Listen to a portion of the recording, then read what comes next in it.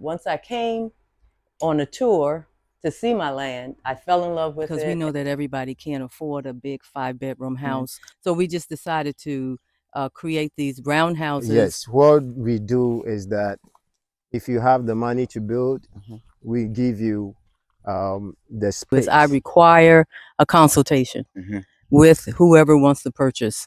We don't just say, okay, just send us your money.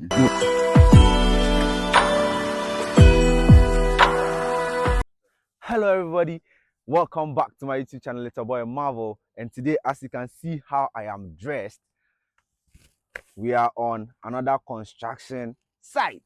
Today I'm with Africaba Construction and Management Service, and they are doing something amazing over here, and I can't wait to show you guys. And you can see we have a new mess here, Marvel's World Africa. I can't wait to show you. Just stay tuned and I'll take you right into her story. She's going to tell us why she came to the land, how she got the land, how she started her business and everything. Just stay tuned. If you're interested in real estate, building an investment in real estate, then this video is definitely for you.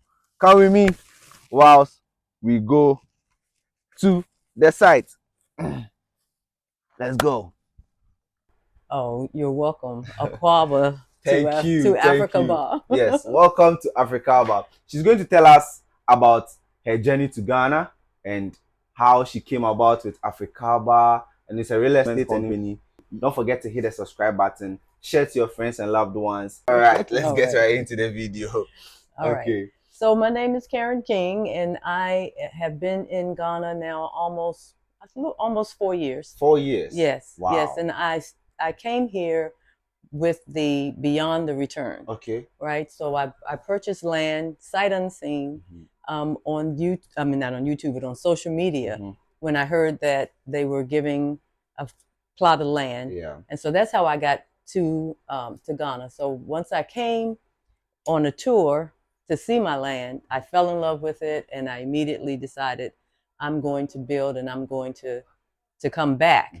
Little did I know, as I got back home and began to really seek the Most High, He led me to move here to Ghana. Wow. So that was totally surprising to me. Because I was planning to just, build a house or whatever for my grandkids and, just have a life, right? When you are tired or stressed out, then you move here and come and enjoy your small peace and go back. And go back. Okay. And I thought when I came, I was going to just play, be with the children at the schools and just, relax. Little did I know there was another plan, which was this real estate company. So I've been here. After I got here, I was working on getting my house completed in the Pan-African Village.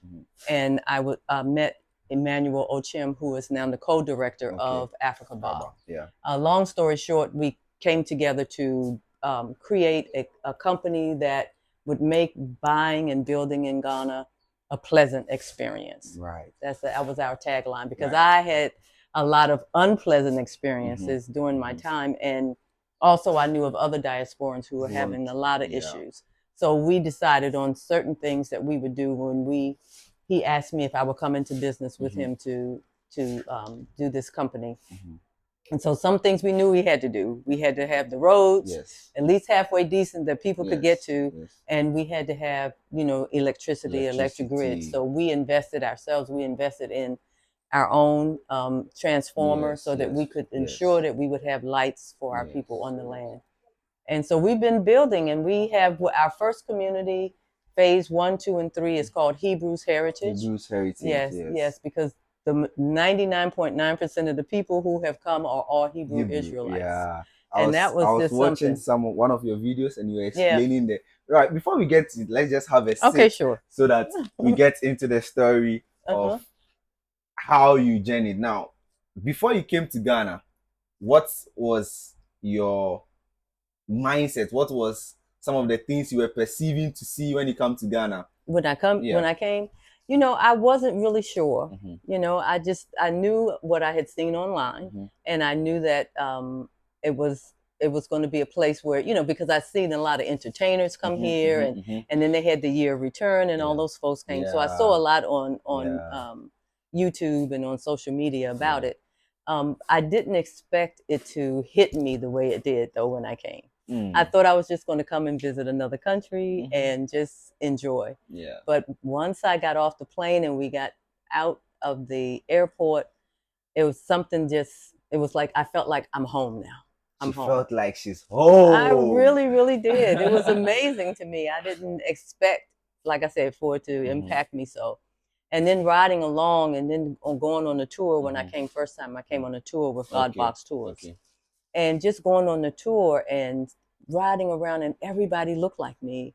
They looked like my cousins, my sister, my dad. You know, I was just like, oh my goodness. This is home. This is home. Yeah, I'm finally back with my people. Yes. This is I home. felt really good about it. This is home. Yeah. Wow, wow. What were some of the culture shocks when you came to Ghana? The culture shock? Yeah.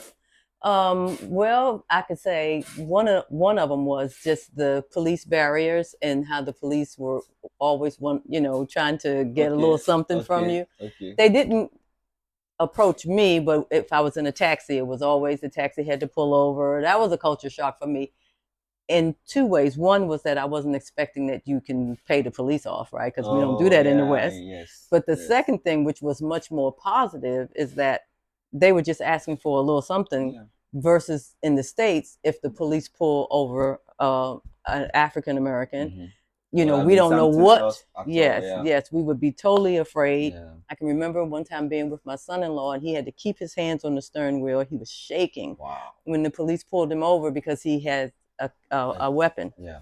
And he just didn't know how he was going to be treated. So that part is a relief that I don't feel any of that kind of stress or fear from the police. Wow. So that's just one thing.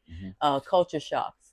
Just it's not as built up as America, right? So some of the sanitation and some of that kind of stuff, that was a culture shock. It's like, oh, okay, so this is, and so my initial thought was, why don't they do this or why don't they do that? And then I had to remember that this country is only like 60 years old versus America being over 200 years old. And it takes time to build up. It takes time to and there are different parts of Ghana, that I've gone to that look, that are much more progressive. Yes.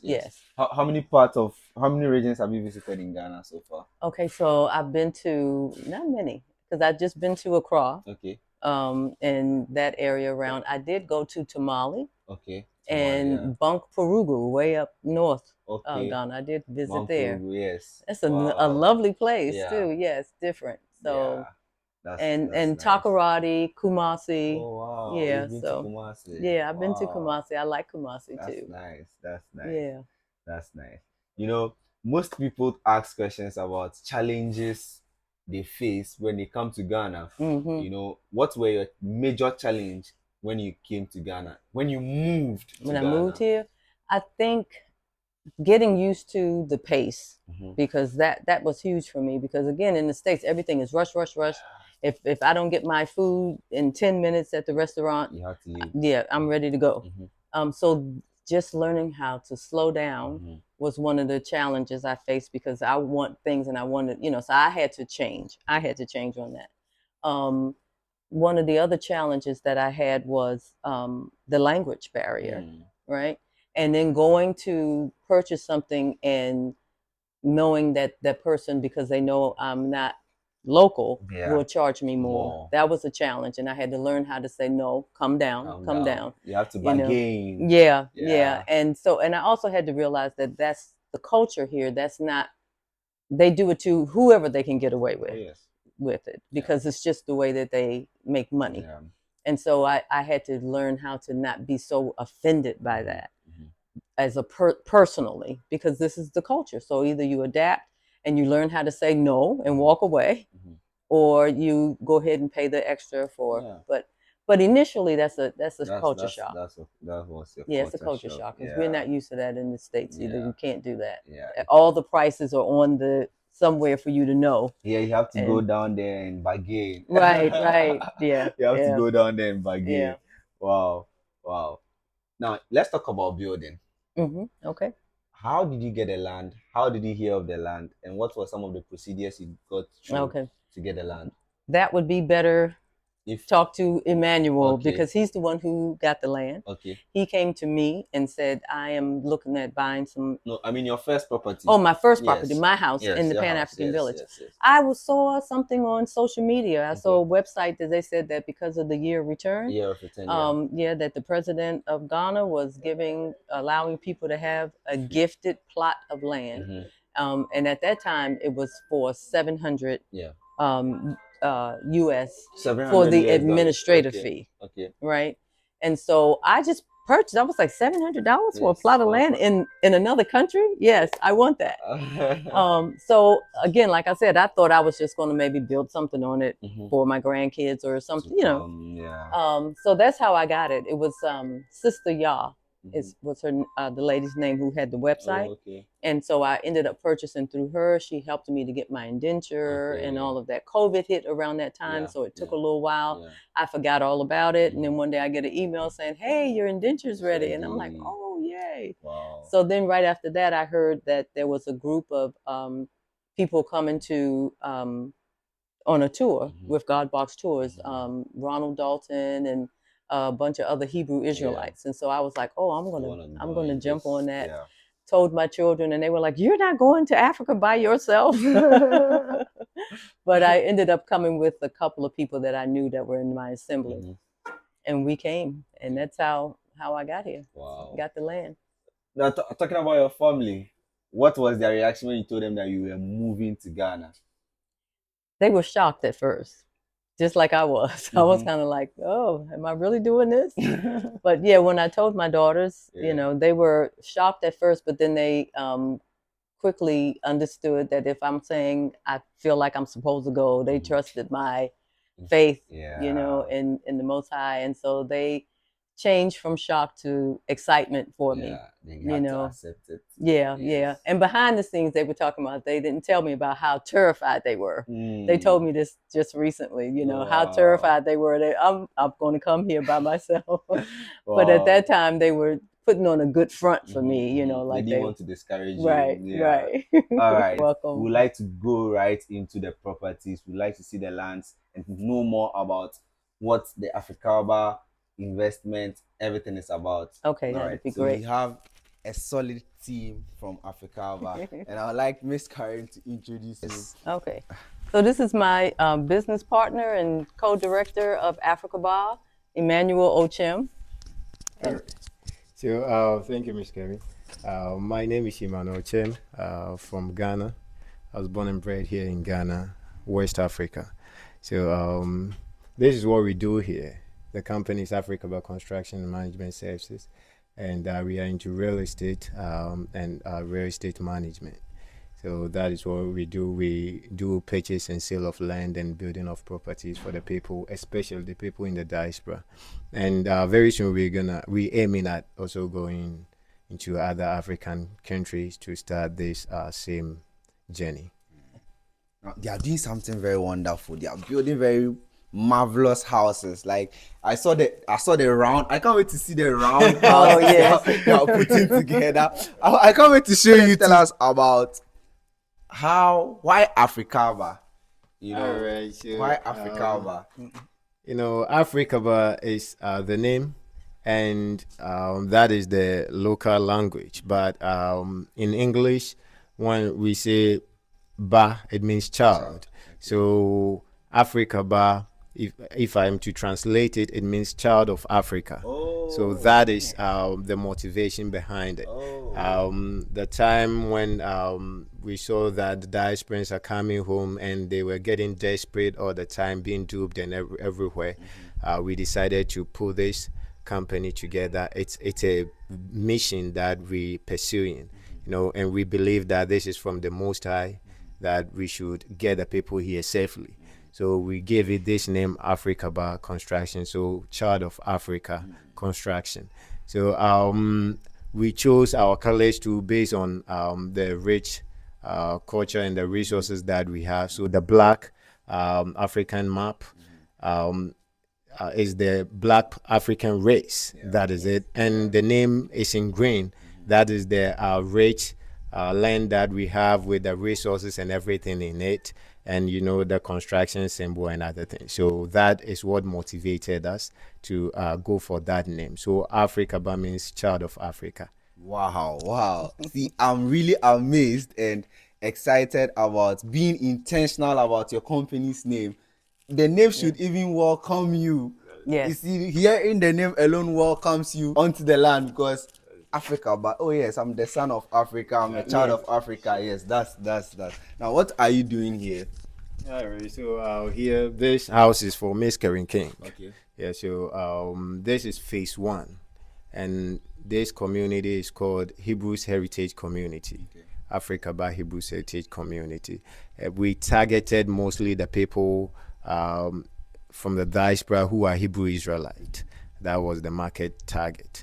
And this is the phase 1. The phase 2 goes down there. Okay. And the phase 3 takes you there. But we have other people too who are not Israelite, but they are from the diaspora and they are part of it. So what we're doing here is individuals building their properties here. But the land was sold to them by Africaba Construction, and we do the construction for them. Okay. That is it. But if we go to phase 3, the land is not sold individually. It was registered, everything registered together, then we assign it to the people. It's more like you buying land from any other place. We give you the 55 years as well, but we assign it from the company's land, then we give it to you. And what you do is, if in case you get into any trouble, then you come to the company, then the company will pursue it. So you don't have to this time fight your own battle, but the company is going to do all of that for you. So that is what we're doing. And this very property we standing on is for Miss Karen King. Okay. There's a 2-bedroom self-contained property with patio upstairs where she's going to have upstairs kitchen where she can host some parties and other things. Yeah, so that is all. All right, so let's take a very quick tour around this building before we move to the other part or other phase of the property. So you can take us around. All right, so this is the balcony. Okay. The balcony, the back porch for Miss Karen King. So this is not the major entrance into the house. This is the back. That is it. And this is her carport or the garage. All right. Yeah. So we are going to go into the main entrance. All right. Please have this for me. All right, so the main entrance is here. You come onto this staircase. Then the staircase ushers you into, that's a floating stairs. This is the main main entrance. That's it. Wow. So this is the living room. We were so particular about the height of it. Mostly people go for 8 feet, but we didn't want that. Yeah. We wanted something more than that, so that the circulation of the air will be very good for her. Okay. So this is the living room, and that's going to be her standing AC hookup over there. Okay. We've done mostly the grate and everything. Yeah. So this side will be more like a foyer that takes you into the 2 bedrooms. Okay. So this is the bedroom. That was where we were standing. Yes. So this is the master's bedroom. This is the other bedroom. Everything is done here. You know, we've actually done everything covered. Because of the number of sockets and the switches, we had to use 2. So that's it. Yeah. So we don't want any future problem with the lights. Yeah. So that is why we use 2. So let's concentrate on the living room. When we come here, this side is gonna be her washing area. Okay. So her washing machine is going to be here. Okay. And this is the cable for it. Okay. We didn't use the 2.5 m, this 6 mm cable because of the voltage of the washing machine. And this is the kitchen area for it.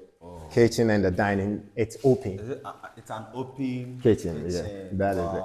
So when you climb the staircase, you go up there, you can sit up there. We are going to put glass balustrade around it, so you can sit up there and look into the kitchen. How much will it cost to put up something like this? Roughly, if I'm talking about just the structure, because where we are now, you're gonna spend around $40,000 to put up something like $40,000. Yeah, sure. That's because we've done the air condition hook. We've done the air condition hookups. We've done all the electric. We've gotten all the ACs. So all of that is part of it. Yes. Yeah, sure. So we've gotten the ACs and everything. So to this level, I think you should, with that amount of money, even if you are minimal, I think you can spend lesser than that. Yeah. So that $40,000. yeah, sure. So this is the patio Wow. that we're talking about. So we're gonna have pergola on top of it, and the upstairs kitchen will be here. Oh, yeah. So the roof is, this is secret roof, and this is slanted. Yeah. That is how we did it. Oh, wow. Slanted, and that is secret. Yeah. Sure. So that's the combination that we did for her. So that's nice. I think with 40,000, you should be able to Put up get a it up. structure like this. Yes. This is Africaba Hebrews Heritage Community Phase 3. Phase 3. Yeah, the Phase 3 comprises of the roundhouses. That is called the Asamji village. Oh, Peace village. Yeah. Okay. So this land has a little history linked to the slave trade. Okay. You know, during the colonial era, the people, when they get the slaves, maybe from the north, from the Ashanti region and other nearby countries, they will pass through the northern, the Ashanti region, come through Dunko and Ofin, and they come all the way through the bush to get to the castle. So when they get here, what they do is they will get tired and they will get a place to rest. Okay. And this place, when you go further out, we have a whole like 20 or 30 acres of was that bamboo grove. Okay. So, and it is really serene over there, a lot of shade. So that when the people get here, they will rest. So they targeted this place as a place of rest. So all the time, whenever they are bringing the slaves, they will come here and rest. And there is this water that flows from a nearby community here all the way through to and joins the Kakum River and also gets to the sea. So that way the water flows, the river flows on the rocks. So they love the colonial masters. I'm just imagining. Yes, they love the sound. That is it. So they will bring the people here, and those people who will be sick, they will heal them here before they let them go to the castle. So we saw that this place is a place of healing, a place of rest. So that is why we gave it the name Peace Village, Asamji Village. So we are building these roundhouses with traditional thatch. The thatch roof. We're not using the aluminium roofing sheet. We are going with the pure, traditional. You know, I just love the way they are so intentional about everything over here. It's you know, you're not just bringing the people to the land. No. You are bringing the people into the culture. That is it. Into the history, into everything. So when you come here, you feel more like home. Sure. Guys, it's not yet ready, but I am feeling more like I'm home. Yeah, and we're gonna let you guys come when everything is ready. It's you can connect with this place with the story behind. You can just have some connection, deep connection with your roots. So okay, so another reason why we decided to do the Asamji Peace Village is because we know that everybody can't afford a big 5-bedroom house or to buy the land and then build a big house on it. So Emmanuel and I talked about how could we do it so that people could afford to come. Some of the, like a single mom maybe with 2 kids or something, and so we just decided to create these roundhouses and in an affordable way. Right now they're 21,000 US. I don't know what that is in CDs. But, we will do the math. Yeah, and so we're doing that to help people. Some people want a small home, right? They've had big homes and they don't want that anymore. Other people want to use it maybe for Airbnb, to come. They're not going to live here. But when they do come, they want to be able to relax and have a place to stay.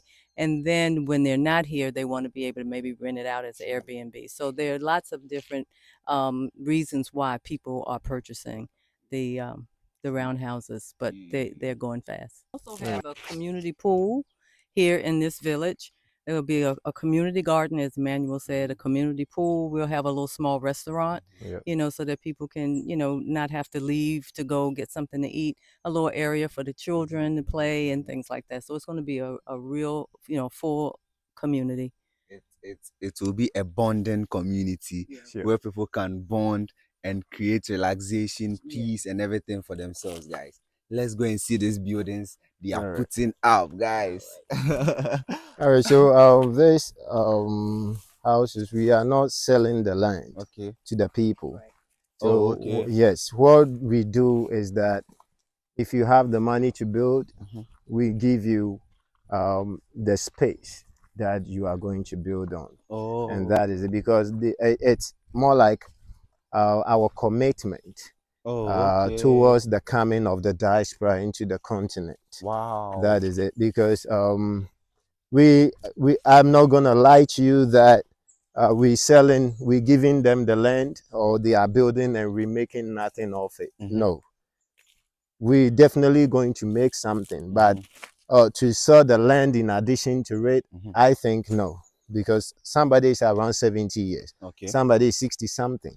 They can be your mother, your father, so just help them get here. Because this thing that we doing, the Most High is going to bless you for that. So we give them this land, but after 55 years of owning this property, they have to renew it, and they have a renewal clause in it. And they will renew it not more than at a percentage of 10%. So that is all that we are doing. I would like to get this very clear. So they are getting the land. They are getting the land for free. You are providing the land for them for free, and they are building on it. All you have to do is to build on the land. And after 55 years, you do a renewal. Sure. So the renewal will base, because we didn't sell you the land, the renewal will base on the value of the house that you have. So now, if you have, like, you bought one, and that is 21,000. Let's say 55 years, it comes to 50,000 US. Then you pay $5,000 as your renewal fee for it. It's not money that we're taking right now. It's 55 years. That will be like your children, this is your very grandkids. So we have spelled it out in the purchase agreement. This is free. You only renew it. You only renew it after the expiration of the 55 years lease period. Wow. It's just like buying a land. That is it. But here you just build on the land for free. And we have already paid for this land. So in a way, to also pay something to our landlord, which is the king, that is why we're taking that 10%. Because that is what the king gave us. That you will pay 10% after 50, that is it. So we are not taking something that the company is going to keep. We're taking it and giving it to our landlord. That is it. And then that's for how many more years, the renewal? So after the 55 years, the next renewal lease period will be 50 years. That is it. Yes, sure. It's spelled out in our indenture. Like in the States, you pay property tax every year. Sure. This is like after 55 years, and then after another 50 years. So that is it. Why won't you come for something like this? Because we are giving a free land. All you have to do is to build a property.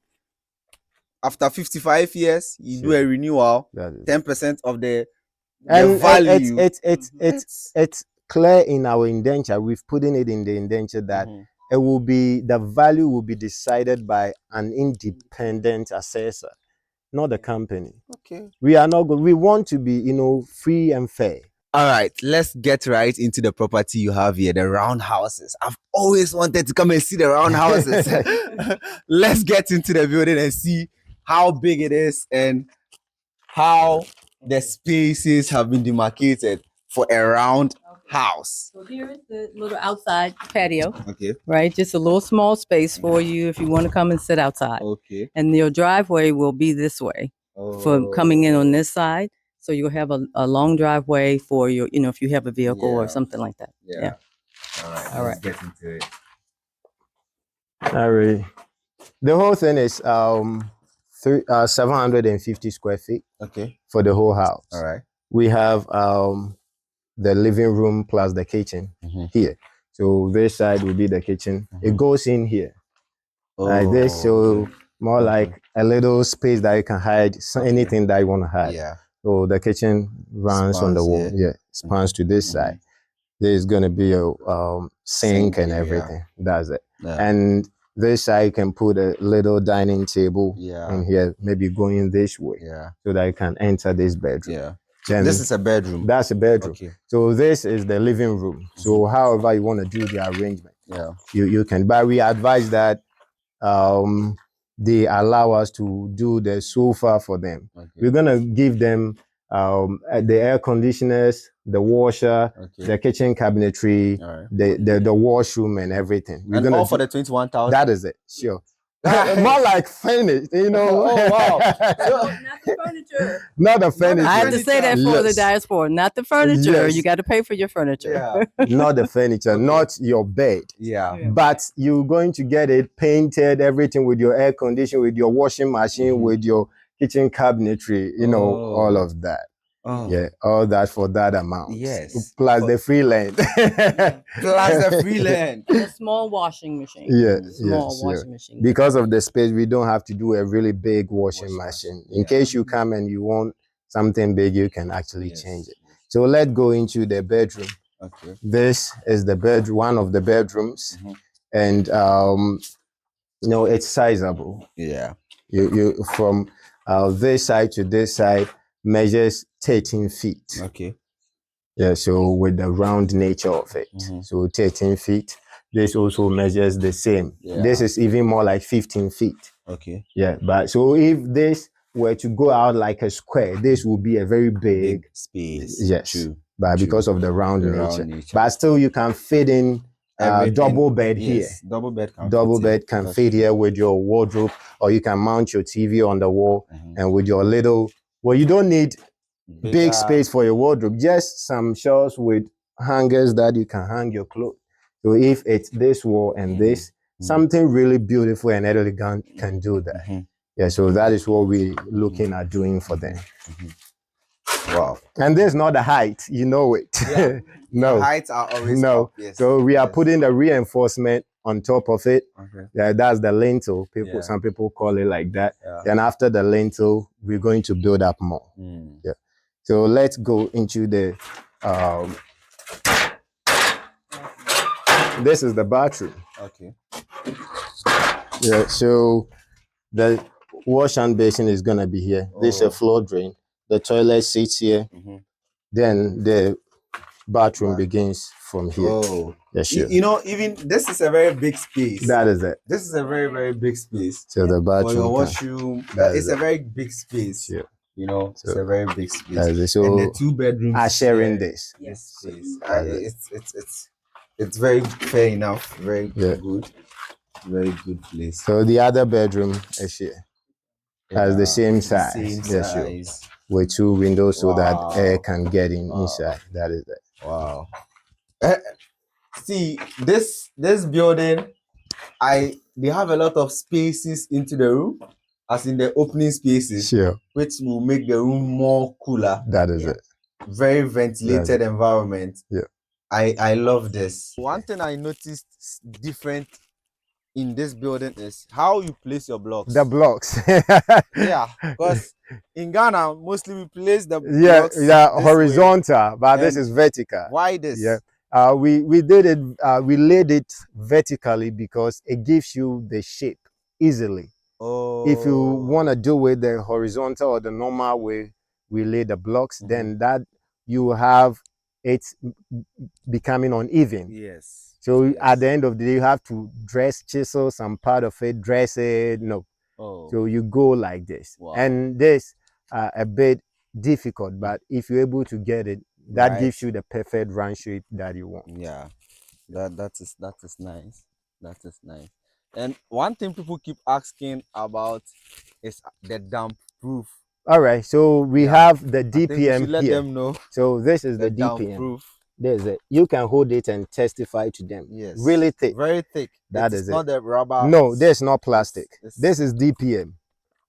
The damp proof membrane. That is it. Very thick.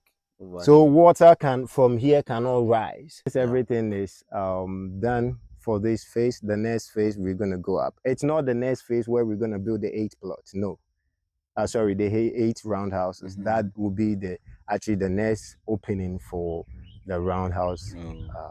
So we're not saying that because this is selling fast, we're gonna increase it. No, please. That is not how we operate. The next phase will be where we open up and we clear a whole different plot for that, and that will be at the back. How many acres do you have here? We have 41 acres. 41 acres. Yes, sure. Wow. The phase 1 and 2 is not part of it. No, I mean in total. In total, oh man. All right, let's see. I can say that we have. Okay, that is 10. So 51. Phase 1 and 2 plus all that we've acquired.